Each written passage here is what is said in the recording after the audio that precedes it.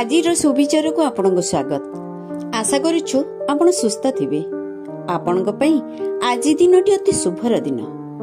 आज आपण को दिनटी को एठु आरंभ करंतु ना। जहा सह कथा हेउछंती ताहा अत्यंत मधुर एवं आदरर सह कथा हुंतु। यह मन को जीतिबार अस्त्र। अन्य मानक प्रति व्यवहार सुंदर रखंतु। यह हृदय जीतिबार अस्त्र। समस्तंक सह सुसंपर्क बजाय रखंतु। यह मनीष को जीतिबार अस्त्र अटे।